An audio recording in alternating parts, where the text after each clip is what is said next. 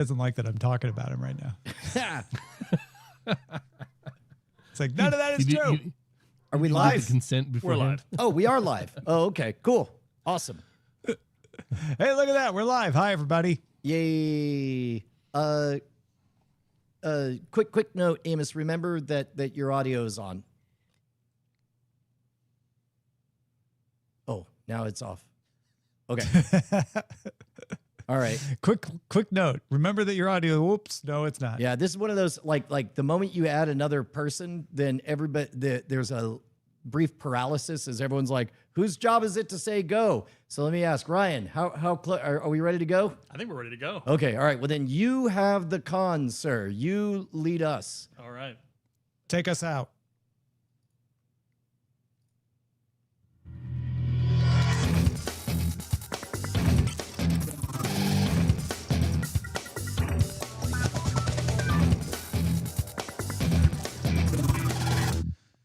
Oso to Cordkillers. The world of entertainment is turned upside down, and we're just trying to find out how to watch what we want, where we want, whenever we want. Me llamo Tomas. Where's the good stuff, Brian? Man, if we knew that, we'd be the hosts of Cordkillers, the show about how... Wait, we are. Hold on. Good news, dude. Everyone. Yeah. It turns out there's calories around. We just have to attack them. Yes, we have an explanation for everything from Netflix price rises to why Andy Weir is in trouble with Star Trek. It's all coming up on today's Cordkillers. Shall we begin with the supply run? Yes, indeed. Supply run, supply run, supply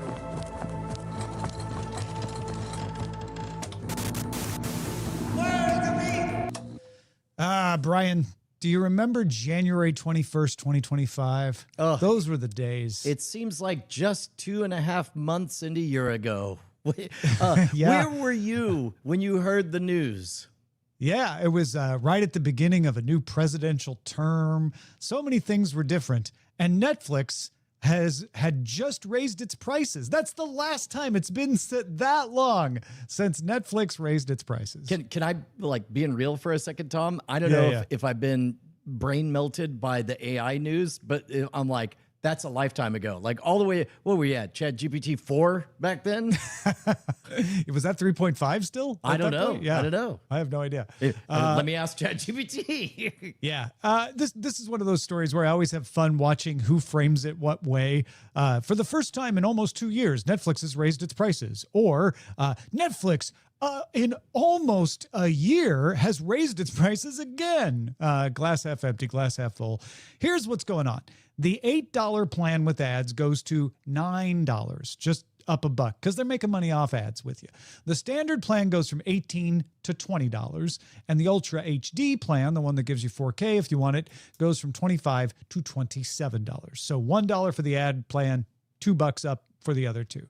Variety noted a Moffat-Nathanson chart that shows Netflix makes the least money per hour viewed when you compare it between Disney, Peacock, HBO Max, and Paramount Plus. So put another way, people use their Netflix subscription more, so Netflix feels like they could probably charge more for it and people won't cancel. Should they be doing this?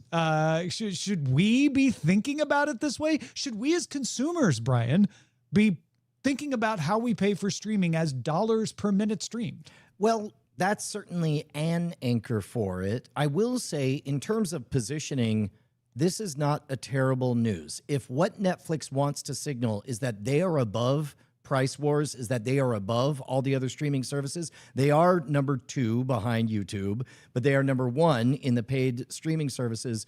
Well, I guess, no, YouTube gets paid too. But for where they are, if they have the muscle to flex on price, it's the right time to do it. And yes, everybody's going to grumble, but I'm not going anywhere. Sure. And I want to talk about what Netflix is, why Netflix thinks they can do this as well. But how about you as a consumer? Should you think about this as, oh, okay, I've got, in fact, Deloitte has a trends report that shows the average subscribing household has remained consistent year over year in spending an average of $69 a month on streaming video. 2/3 of streaming subscribers are now opting for the ads, marking a 20% increase from 2024, but they're keeping their spending consistent. So they'll as the prices go up, they'll just drop down to the ad tier. So if you're trying to figure out how to spend your $69 a month, should you look at it as like dollars per minute streamed? That's really interesting. I don't know. I can't speak. In fact, this is exactly why you guys should write us, cordkillers@gmail.com. I wouldn't. To me, the Netflix price thing is quite simply, do I want to argue with my family? And that is, I think, the hidden genius of the ad-supported tier. I personally can't stand ads, but my perception of other people watching ads is different. And so weirdly, even though objectively I'm a bad parent for allowing other people to pay for access into my kids' brains, but if you don't want to fight with your family, then weirdly that price increase was like, well, I'll show you. I'm going to drop down to the ad-supported tier. Meanwhile, who knows what deals Netflix is striking behind the scenes on those ad tiers? If we're paying $1 more there, I wonder how many more dollars they're charging the advertisers. Yeah, and I think that is one of the reasons Netflix is raising the other two tiers $2 a month, is they don't mind if you drop down to the ad tier. They make more money off of you.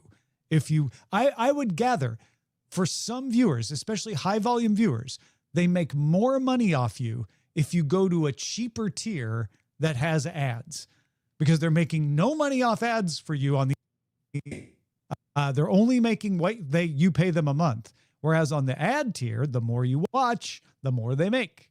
And they are making that above and beyond whatever your per month subscription is. A paid subscription with ads is always a better revenue generator for any kind of service. That's why historically magazines that you pay for had ads in them. Newspapers that you paid for had ads in them. They made a little bit of money off of charging you, but they make a lot of money off of the advertising. Yeah, that is one of those things that, well, I don't know, maybe I guess all of us were aware that ads are corrupting our brains, intrusively invading on our most private of mental real estate. I don't know, Tom, what do you think of the whole value per hour? Because on the one hand, it's like, well, technically, then the radio's the most valuable thing. Pay me $1 million for radio. Yeah. I think, it's one of those things that everybody should do it. All of you should keep track of how many minutes you stream from your services and then average that out against how much you're paying and make a rational decision at the end of every month about whether you're paying the right one. However, none of us want to do that. That's boring. That's not fun. Instead, what I think most of us do is some back of the envelope version of that, which is, oh, I watched that a lot. Or, you know what? It's been a long time since I watched anything on that, so I'm going to cancel it.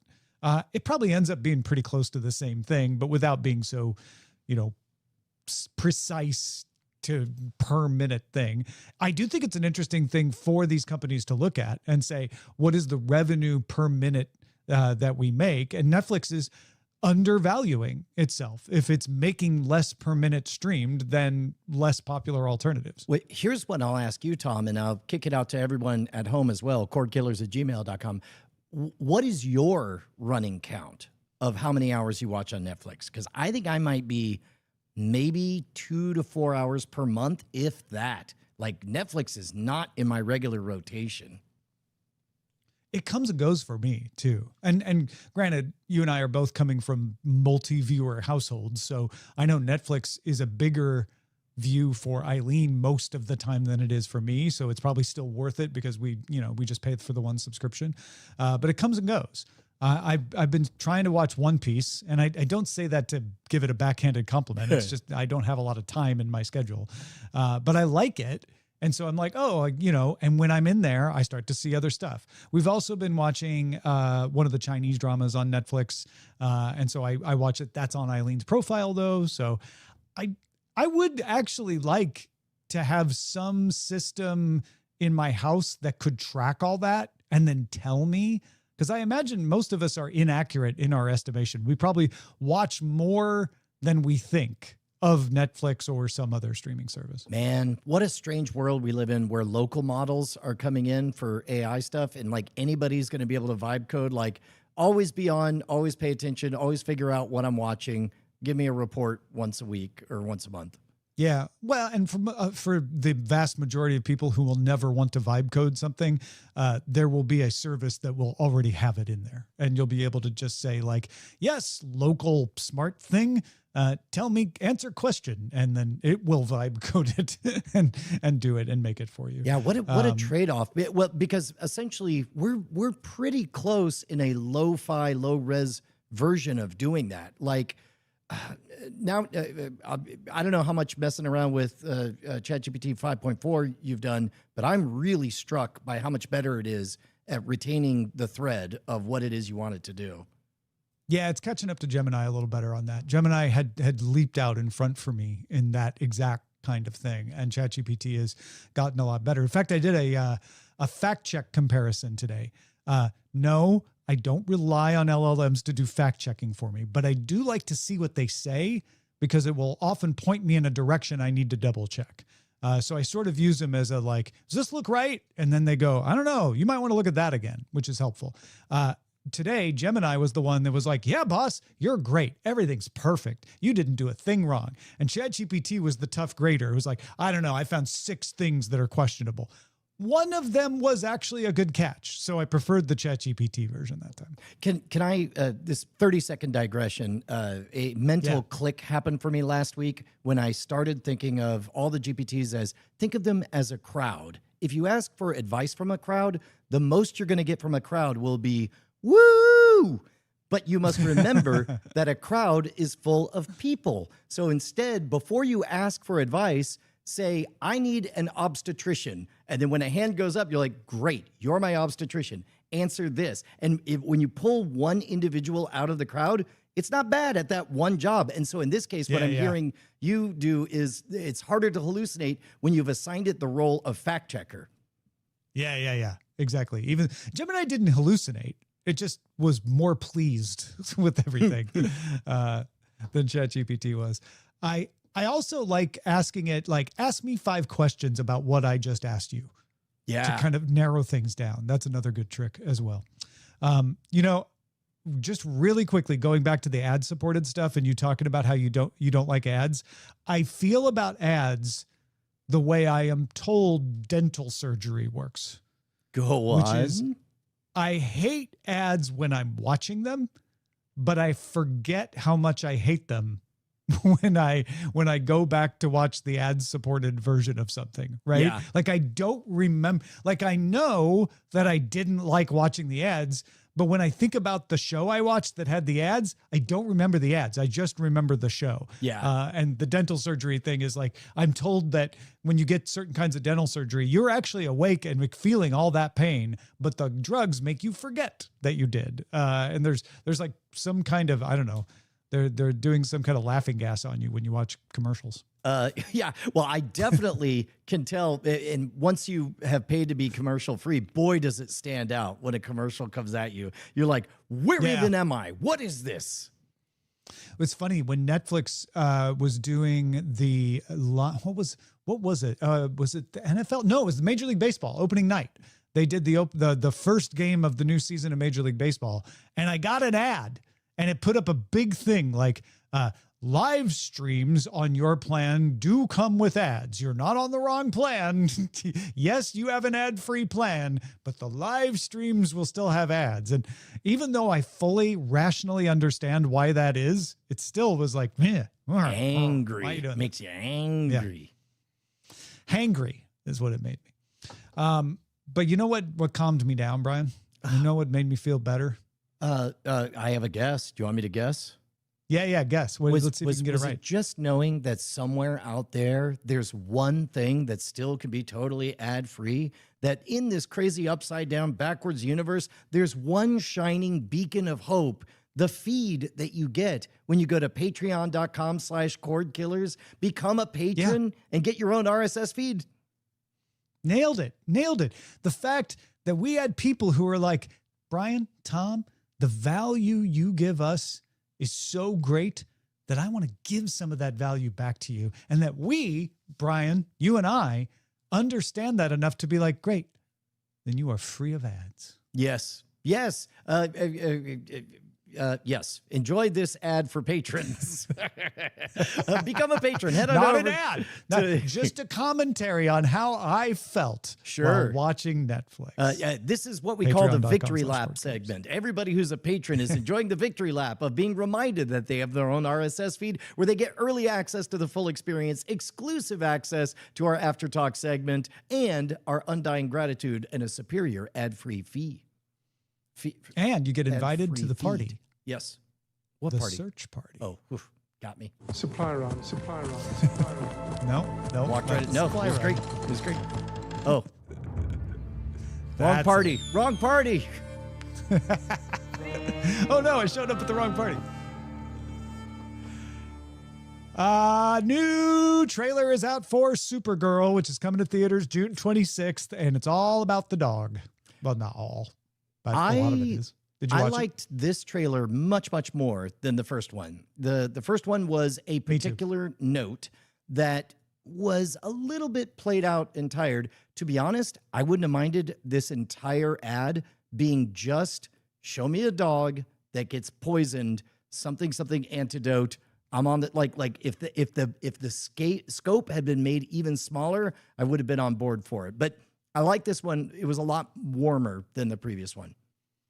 Yeah, and this one is very much saying, okay, Kara is going to be dealing with her own personal trauma in a way that makes sense to you and is drawn out of it because they threaten the only thing that she has found to be constant in her life, which is Crypto the dog. And, you know, as somebody, I'm not living alone in space with a superpower at this point, but I do invest a lot in my dog, you know. So I think it's gonna play in a lot of different arenas with a lot of different people, and I'm curious to see how it ends up coming together again when it comes to theaters June 26th. Yeah. During the podcast Critical Drinking, Project Hail Mary author Andy Weir said, "I'll give you my opinion, and I'm just a consumer. I like Strange New Worlds." And everybody got mad at him for that. Like, Brian, what? No, there was more to the quote. He said, "I like Strange New Worlds. I think it's pretty good. I didn't hate Enterprise. I thought it was kind of weird. Lower Decks I thought was entertaining and fun. All the others, they can go." Now, that might have been enough to get him in a little bit of trouble. But then he added, "Here's another thing. I pitched a Star Trek show to Paramount, and I was in Zoom with the showrunners with all the shows and spent a lot of time talking to him being executive producer Alex Kurtzman. I don't like a lot of new Trek. He, as a person, is a really nice guy, but at the same time, those shows are shit. He is a nice guy." Wow. Well, that escalated quickly. Then on March 30th, Weir posted an apology to Kurtzman on Facebook. He wrote, "I was trying to be funny. In retrospect, it comes off as disrespectful and mean. So I'm sorry for that. I was also trying to be self-deprecating when I said, but they didn't like my pitch, so F them. But out of context, it can read like I actually meant it. I'm a blunt person, always have been. It's been 10 years since the media cared what I had to say about anything, so I kind of forgot to watch my words when I have a film in theaters. In a couple months, I'll be back in my cave writing novels, and no one will care again. Anyway, if you want to talk about it in real time, even if it's just to rip me a new one, I'm happy to hop on the phone or Zoom." So I don't know that we've done a segment kind of rating apologies before, but what do you think of this one, Tom? When I read it, when I put it in the doc for this show, I thought, you know what? That's pretty good. That's a pretty good, well-constructed apology. Finishes strong, takes responsibility, but also explains like I wasn't trying to be a jerk, but I came off as one, and that's my fault. When I was reading it back just now, I'm like, could have been stronger in the middle. Could have taken a little more responsibility. So I go from like a 9 out of 10 to an 8 out of 10. What about you? Well, this is a classic case of perceived slight versus actual slight. The only way to have an actual slight is for somebody to intend it. It's very difficult to apologize for a perceived slight because the safe thing is to apologize full-throatedly, which feels terribly disingenuous because you know you didn't have a hate in your heart, right? And so, the other thing is you don't want to defend yourself because that just prolongs the disaster. And then meanwhile, so you want to take some kind of responsibility. And I think he walked that magical fine line of almost saying a version of, I apologize if you think I offended you, because I'm sorry you're offended. He didn't go into that territory, but he walked pretty close. Well, and he did clearly demarcate, like, I had no intention of offending. What I intended, like, he also cast a shadow to remind you that, look, most of my life I spent being a nobody. This moment right now, when the white hot spotlight of fame is supercharged, this is exactly the way I'd be all the time. But boy, oh boy, does it read different while I'm on stage with all the power and a world-changing movie at the moment. I think that's the part, and this is really silly of me to be who am I to freaking judge Andy Weir's apology? But when I was reading it back, the thought that occurred to me was, oh, the part that won't play as well is when you say, I forgot to watch my words when I have a film in theaters, because while those words are fine, it reads as my incredibly successful movie. Oops, sorry, which becomes a bit of a humble brag. So maybe tiny points off for that, but I 100% agree with you, Brian. Like he's saying like, oh crap, I just talk like this. I really didn't mean anything. I forgot where I was when I said it, and there's no excuse for that. So if you want to rip me a new one, please do. I deserve it. Yeah. Cordkillers@gmail.com. I would be curious if anybody's on the other side of good apology, or if they wanted more, or if they were more offended. The funniest thing is, and we've been having this conversation in the Daily Tech News Show Discord in the entertainment channel. Generally speaking, I have found that most people agree with Andy Weir that I didn't want to say Worlds and Lower Decks are their favorite. Now, maybe they don't think the rest are shit, the way Andy said, but definitely the prevailing wisdom is, man, Strange New Worlds and Lower Decks, those are two great versions of Star Trek, and then opinions vary about the rest of it. Yeah, the rest are not for me. That's a key phrase. What do you Andy think Weir. of this? Warner Brothers has revealed that Stephen Colbert and his son are developing a brand new Lord of the Rings movie called Lord of the Rings: Shadows of the Past. The plot of this movie will come from the chapters of the Fellowship of the Ring that didn't make it into Jackson's 2001 adaptation, specifically Three is Company, Chapter 3, through Fog on the Barrow Downs, Chapter 8.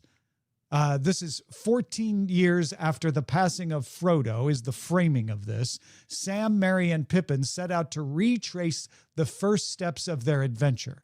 Meanwhile, Sam's daughter Eleanor has discovered a long-buried secret and is determined to uncover why the War of the Ring was very nearly lost before it began. So they're going to set it after Lord of the Rings, but then have them remember all of the events from those chapters, which are the chapters with Tom Bombadil, by the way. Oof. Tom Bombadil. That's a separate issue. Just put that on the side. I like the Sam's daughter thing because what that means is it means that this is a movie about Nepo babies made by Nepo babies, which I think is amazing. Hey, if anyone would know, it would be one. Yeah. Harry Potter and the Philosopher's Stone, the HBO series, will premiere on December 25th, and there was a new trailer for it. There's a lot of debate about whether people should support Harry Potter if they don't support J.K. Rowling. Did you watch the trailer, Brian? I did. I'm not entirely sure who this is for. I mean, it's certainly for the shareholders of HBO. But in terms of, I'm not sure what this is fixing. This feels a bit like, I don't know, I feel roughly the same as I do about the live action, air quotes, remakes of Moana or what have you. It's like, well, you got to pay bills somehow. I'll be curious. Okay, but you wouldn't be able to pay the bills if you didn't get people to watch it. So back to your point, who's this for? Who is going to watch this?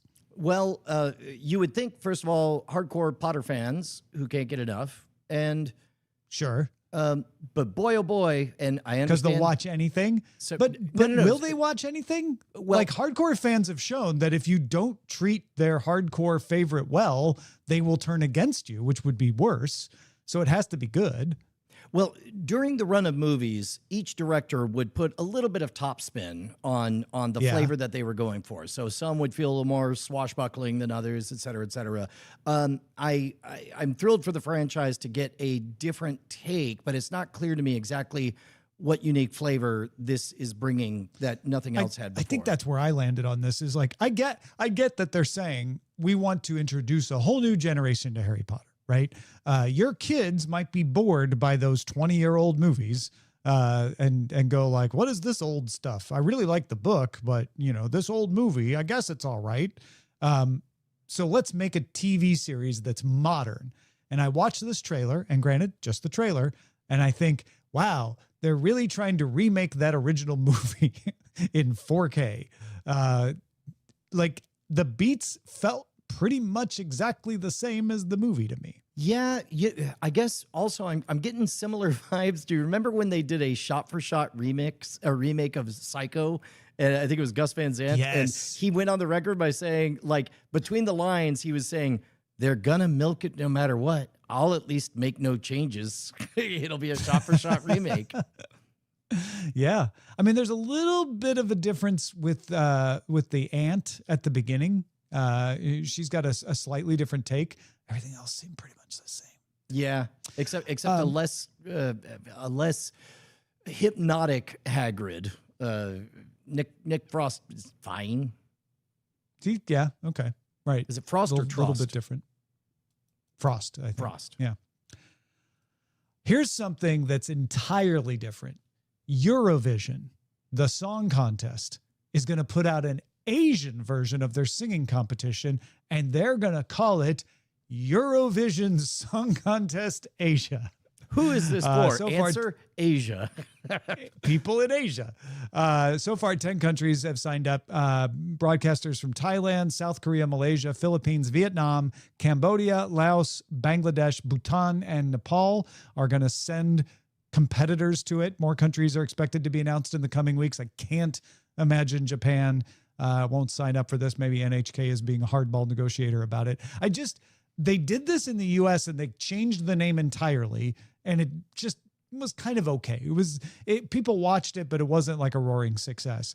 I felt like they probably should have tied it more closely to Eurovision, and maybe they would have got more momentum. Because I, as somebody who watches Eurovision every year, kind of forgot it was tied to Eurovision at all. If they'd called it AmericaVision, and maybe included Canada and Mexico somehow, instead of just US states, I don't know. It'd have been more interesting anyway. This feels like they're formatting it right? We're going to get Vietnam, Philippines, South Korea, etc. But then they're not calling it Asia Vision. They're calling it Eurovision Song Contest Asia, which I guess that part doesn't matter. Well, I think that we're a little more global these days. And if Eurovision, like, even though I ain't never watched none of it, I know that word. And if what you're doing is that, then by all means, call it that. That's true. I hope this catches on. And then I hope they replicate it in Africa and North and South America. Australia is already part of Eurovision. And then we can just have World Vision and all the winners compete. Yeah. Or in a battle. If you do it right, it'll be called Eurovision World or something. Eurovision World. Eurovision Song Contest Earth. Yeah. Imperial Wall Street Journal says Netflix is hoping to get the rights to stream one international NFL game, as well as a game to take place the Wednesday before Thanksgiving. So Netflix liking that NFL money. And Netflix will stream the American Film Institute's 51st Life Achievement Award ceremony, honoring Eddie Murphy on May 31st. Yeah. Netflix way into live now. Yeah. Well, and they did it. They threaded that needle, and now we're not on pins and needles about whether or not they're going to be able to pull it off. They're doing good. Yeah. Honestly, for me, the fact that they were able to stream the BTS concert without incident when you had load balancing that had to account for most of the world told me everything I need to know about about Netflix's ability to stream. And I'm not surprised to see them like, bring on more sports, bring on more award ceremonies. Let's do it all. Yeah. They're gonna wish they had signed up for a full NFL package. I'm just telling you that right now. In 8 years when YouTube's package is up, expect Netflix to be a bidder. Huh. All right. shall we move on to the buried treasure? Indeed, sir. Most people want to know why they suddenly got rich. Buried treasure. Buried treasure, of course, the section of the show where we talk about what we've been watching. Maybe it'll give you a good idea for something to watch. Brian, what you watching? Oh man, I went and saw Project Hail Mary a second time, but this time I didn't see it in IMAX, and I guess the projector was busted or something because it kept getting super blurry on all the sad and happy parts. I don't know what was going on. Oh yeah, like just when you were getting those emotional parts. That's when you Yeah. when you ran into a I problem, did huh? have a very magical experience. Minor spoilers for Project Hail Mary. I think I know what it was, Brian. You were watching it with the traditional entertainment access reality system. Yeah, the TEARS. I took a bathroom break because I knew we were coming up on the first encounter scene with Grace and Rocky. And so I ran to the restroom, and when I came back in, there they were in the tunnel, but it was nothing like I remembered. It was brightly lit, cheerful. They were dancing and smiling and waving. And none of the ominous, and I was like, what is going on? Then I realized I had walked into the IMAX theater where it was 1 hour ahead and they were saying goodbye to each other. So it was Project Hail Mary, just Yes. you time jumped. But Yeah. it was very, just the mood, like it was great. I had 30 seconds of my brain being broken. That's funny that it came back right at the place you were expecting, but not the point in the movie you were expecting. Well, I watched the first episode of the final season of For All Mankind, and I feel like this is a quintessential season for those of you who like For All Mankind, like myself. It feels a little bit like they're saying, remember all these characters that we haven't yet killed off that you love? Let's make sure you get to see all of them in this first episode at least once, so you know what's going on with them. And then we'll seed a little bit of plot stuff in here so you don't totally lose interest if you're into story. But it definitely is not an episode where I'd be like, jump in on season 6. You'll be entirely lost and not understand why we're spending so much time with this particular person. Huh. So good? But if you watch it For All Mankind all the way through and you're caught up, I would definitely say keep going. This is good. It's crazy to see them have to go from aging people down in the first season to aging people way up in this final season. Ed is your main character. He was the hotshot test pilot in season 1 in the 60s. Now we're in the 2010s.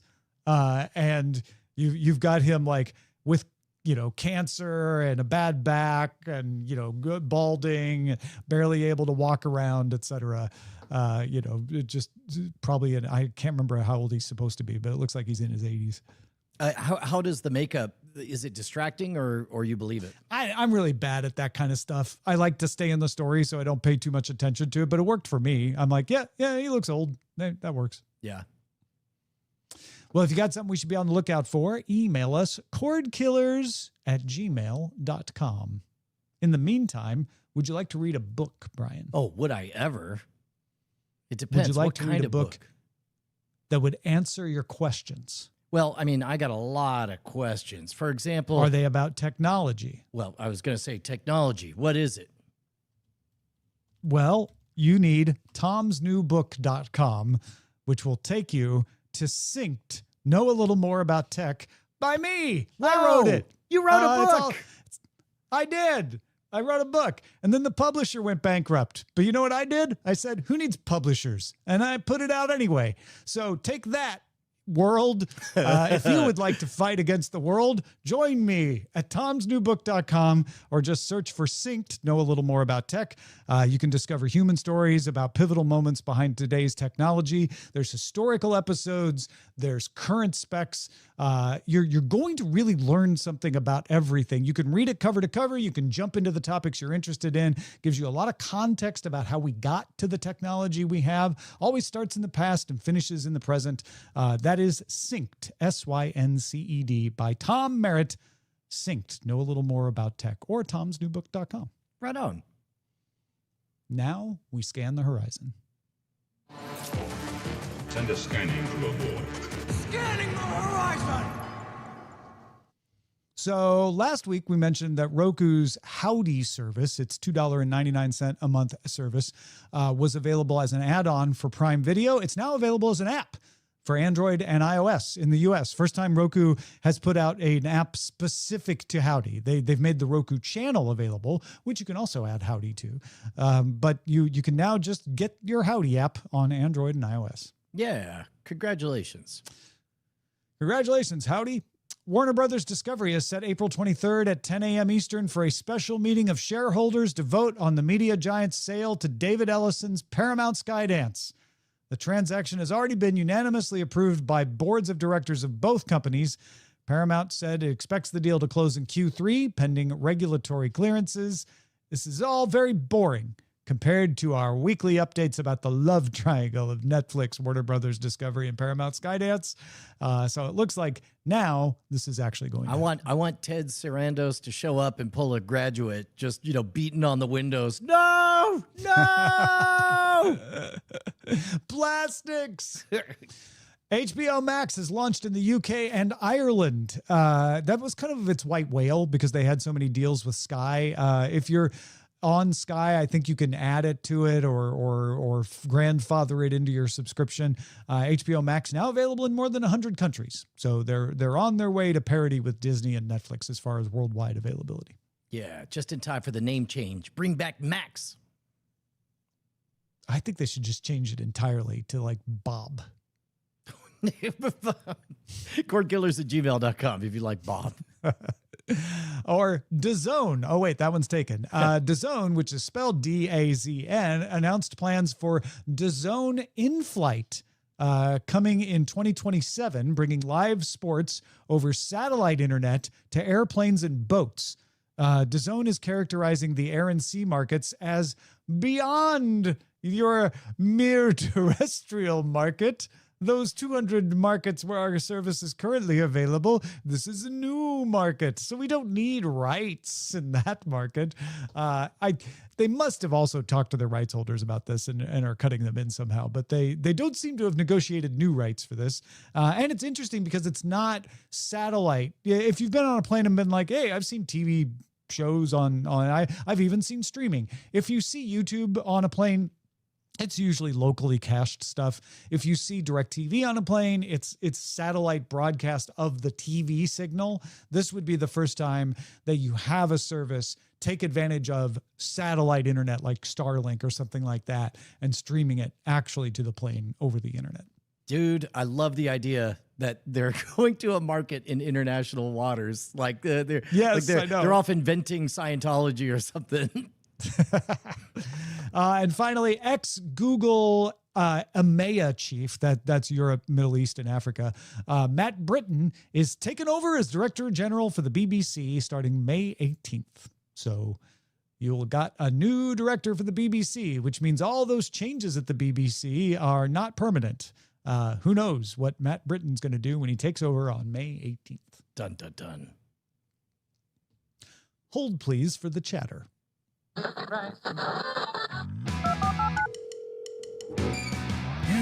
got mail. Let's start with Stim, who heard us talking about Murder, She Wrote as a potential full experience to be coming soon to a full experience near you. I talked about this on the Cordkillers After Talk last week. Stim said, "You've hit on my wheelhouse here. Despite me not being a grandmother, my grandmother was a little old British lady who reminded me a lot of Angela Lansbury. So during COVID lockdown, I started rewatching a bunch of episodes after reading about how she, Lansbury, not my grandmother, would often cast older, often out-of-work actors whose SAG benefits were expiring in order to help them get health insurance again for a few years. Between this and it being a bit of a Law and Order for its time, the guest list is spectacular. Can't remember if Brian asked this, but no, not all the episodes take place in Maine. At some point, Jessica moves to New York City, but she's never accused of murderer. Finally, there's actually a reboot of Murder, She Wrote in progress. Another one almost happened in 2013. Yeah, and it is an astonishing guest list. Joaquin Phoenix, Milton Berle, Garrett Morris, Dick Butkus, Rue McClanahan. It just keeps on going. Yeah. We are going to decide on After Talk exactly for sure what's happening next. But it does look like a Magnum PI Murder, She Wrote crossover experience is in the works. So stick around for that.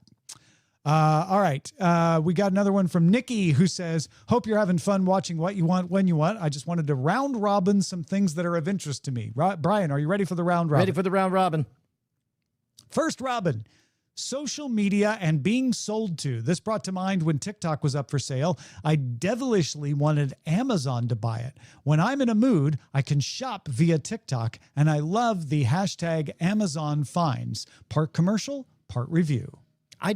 We talked about this before. I kind of love the idea of Amazon bringing back QVC in a formalized, monolithic kind of way. They keep trying. They have videos that they do this on. They just haven't been able to get it to stick. Whereas TikTok Shop, I think, is doing that successfully.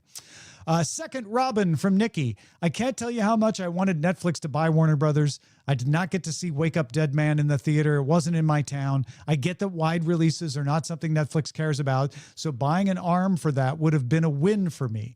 I really needed for Netflix to put their game face on and step up for the movie releases. Maybe, even if they do the Prime Video, have a subscription, get early viewing like Project Hail Mary. Yeah, I liked the fact that this is a take that we didn't hear much of, Tom. We've heard a lot about Hollywood boohooing that Netflix was going to degrade the traditional Hollywood protected experience, but we hadn't heard the counterpoint that we get here. Yeah, I love that. Of like, I figured this would help get Netflix movies into theaters more often, which it might have, but we'll never know now. Third, Robin. Finally, I did watch When the Phone Rings at Tom's suggestion. I really loved the series overall. Very exciting. Gave me some heart flutters. The twists, the turns, secret identities, buried family trauma, chef's kiss.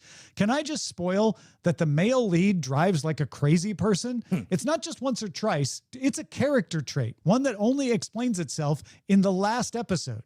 So not only am I recommending it, but I'm asking the crew, was there ever a character trait / flaw that took you by complete surprise and was then explained and you couldn't help but love it? Oh man, I'm certain there is. I can't think of one under pressure, but yeah, same here. I'm like, oh, you know what? I'll give rings? one related to the full experience. So we were watching Mr. Show, and on Mr. Show, you have different characters who have, repeated traits as comedians. But it wasn't until long after I'd watched all the Mr. Show episodes that I was reading the Mr. Show book, and there was some moment that there was a memory where it's like, and of course, Bob slipped into his patented Bob yell, and I was like, what? And then I was like, oh, wait, he does. He has a very particular exasperated single note shouting thing. And then once it was pointed out to me, I loved it. Yeah. George suggested the original Perry Mason as a full experience suggestion. That's a good one. So I'll add that one to the list. And then Michael said, I know you're doing a show called Cordkillers, but I like how you think about AI. Actually, he didn't write any of that, but here's his email. Can you explain how AI training is different than human training? Yes, it's faster, but you'd never reject a new singer because they'd listened to the Beatles and sounded like them. Human authors don't get destroyed simply because they read books from other authors before they wrote theirs. Why do rights holders expect that no AI should be allowed to learn off their stuff, but humans are expected to? What's different with AI? Okay, Tom, I got a challenge for you. We each get one sentence. I'll go first. As best I understand it, it has something to do. Thank you, everyone, for supporting it at patreon.com/cordkillers. Thank you for being with us. Our website is cordkillers.com. Our email address, once again, is cordkillers@gmail.com. And we're live on twitch.tv/nightattack and youtube.com/modernrogue on Tuesdays, 5:30 p.m. Eastern, 2:30 p.m. Pacific. Great crowd in there. Come join them. And I reckon we'll talk to you next time.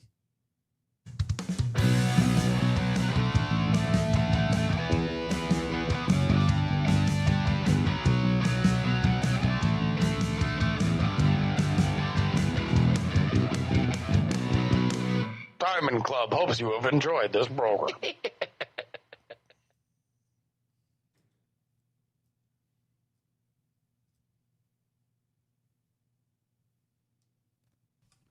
Oh my gosh, it's just me. Hi, everybody. I'm Tom. I don't have a patented yell like Bob Odenkirk, and I can't really see your chats right now, but I do have this, my heart. It's just one, and the doctor says it'll last me a good month or two, maybe longer. So please support us at patreon.com/Cordkillers and keep the old ticker ticking. I'd sure appreciate it, and so would my dog, because he'd be real sad if my heart stopped. What a sales pitch. You think that should we clip that out and run that as an ad on Netflix? I don't know if it got recorded or not, though. So, yeah, no, fair point. Well, it got recorded on YouTube in the cache anyway, because we're still streaming, right? Hi, everybody. Yeah. What does your shirt say? Walk to end Alzheimer's. See, I was expecting it to be some snarky thing, and then it ended up being a good cause. No, I'm still glad I pointed it out. But volunteer. Okay. Yeah. I did a photo shoot for the event a couple years ago. Nice. So, is streaming really becoming a cost per hour business? Do you have an answer?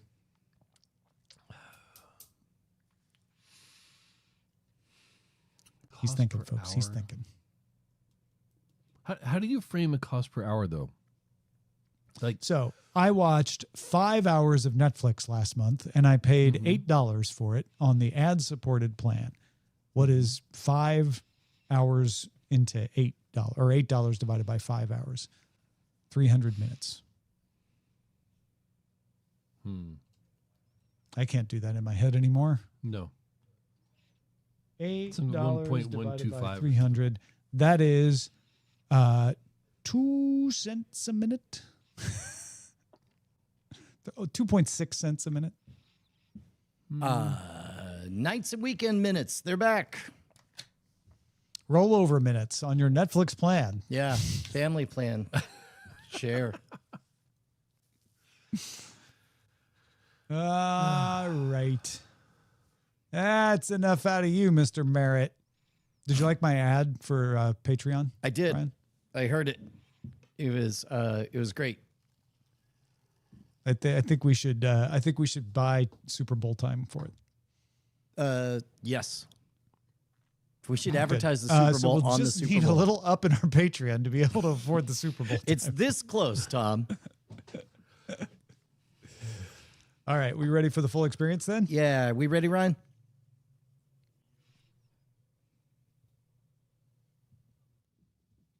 Oh, yeah, you'll have to talk into the mic. Oh.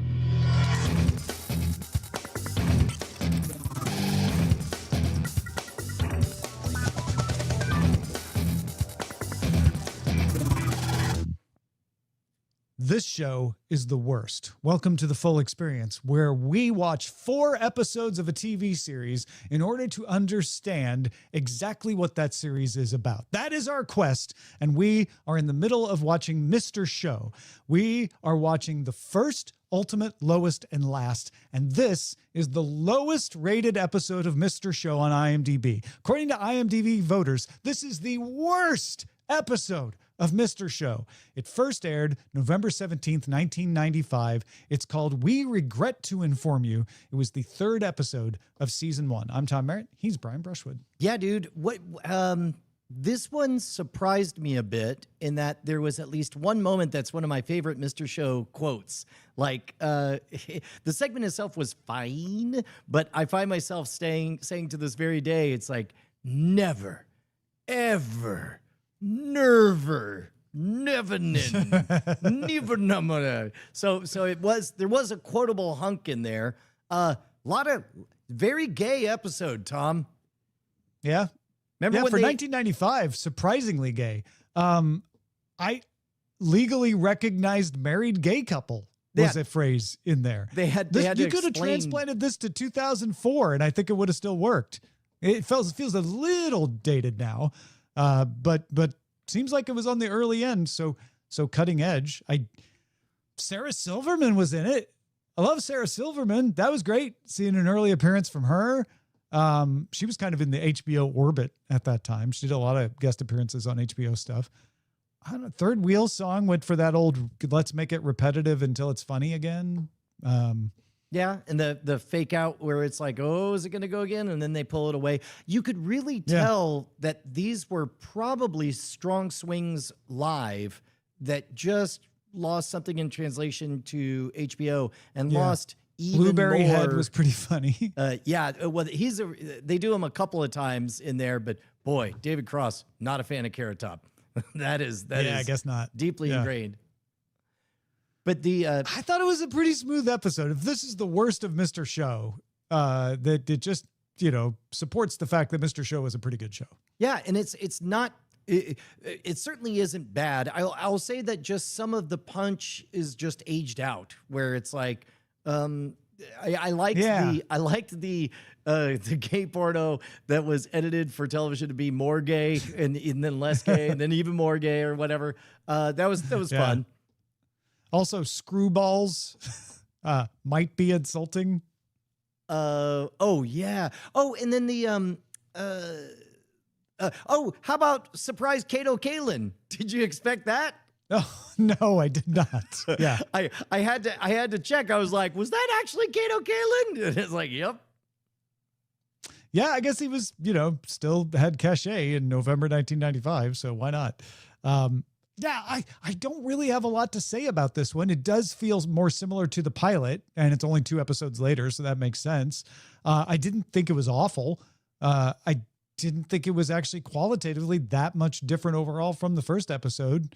The highest rated one that we watched last week is Superior, but that's because they got 4 seasons under their belt of practice when they did that one. Yeah, you could feel going back to kind of the ramshackle aesthetic in there. I'd be curious. Amos, did you watch this one?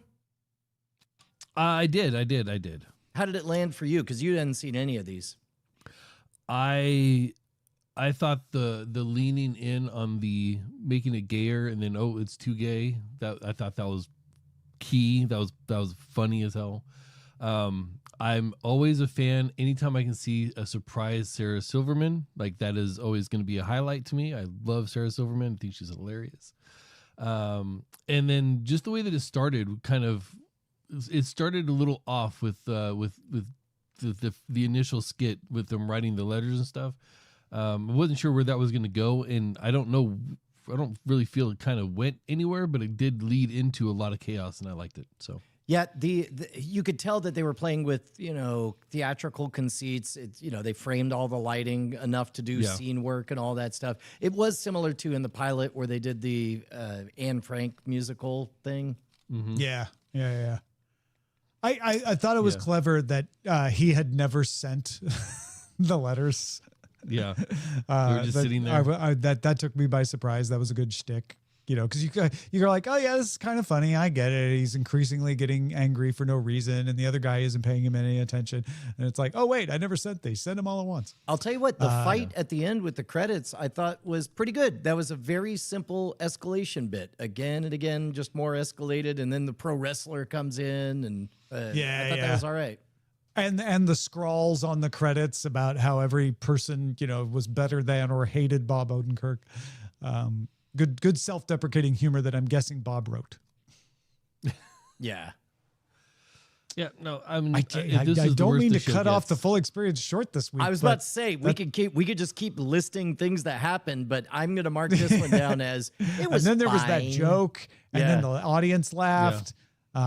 Yeah, and then they replicated the gay couple in the audience with Marilyn Raska. That was funny. Yeah, I bet that Slade in person. Yeah, it probably did, right? Yeah. I did notice Marilyn Raskub sitting there stone-faced in the background of the previous shot. Well, not just stone-faced, but like lemon-faced. She was not having a great... Yeah. And I thought, like, is she just always like that? And then I was really relieved when it turned out to be a sketch in the making. Like that was her character. Yeah. Well, there you go. That is, we regret to inform you, we are almost done with our journey through the 4 episodes we selected for Mr. Show. We will finish with the final episode, as we always do, next time. It is called Patriotism, Pepper, and Professionalism, and takes us all the way forward to 1998. December 28th is when that one aired, in the holiday break. They aired the finale in the holiday break. That's usually not a great sign. But then again, it was up in the air. Like they were dealing with contract negotiations, so it makes sense that they would throw a good episode just, in the gap. Kids these days don't understand, Brian, that shows used to have no idea if they'd ever come back again at the end of their seasons. Knowing you were getting a finale was reserved only for the most successful shows like Cheers. Everybody else just wondered if they'd be back. And so it's interesting to relive that when we go through and these. the way they did the holidays would tell you something about the show as well, because if there was a large gap in the holiday season, then the show's probably doing pretty well, or doing really, really awful, and they're trying to kill time. So they'd throw a couple repeats in there during, between Christmas and New Year's. There was a pattern to the timing, with it being a 26-week schedule, having 24 shows, and which weeks they were going to skip and which ones they weren't going. It was there's a mystique to it back in the day. And TV was radio, especially in the 70s and 80s. You weren't expected to follow a show. You were expected to turn on the TV and then see what was on. And so if there was a rerun of Cheers, chances are you might not have seen it. So that's fine.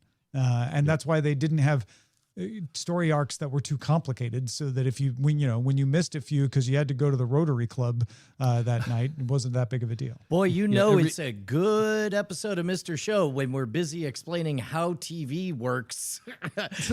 Obviously, not a lot happened in this episode of Mr. Show. We will be back next time. You get these episodes earlier, folks. If you are a patron, patreon.com/Cordkillers. It makes it possible for us to even do this experiment. Can't wait to see the finale next time. Join us, won't you? We'll talk to you then. Bye, everybody. Bye.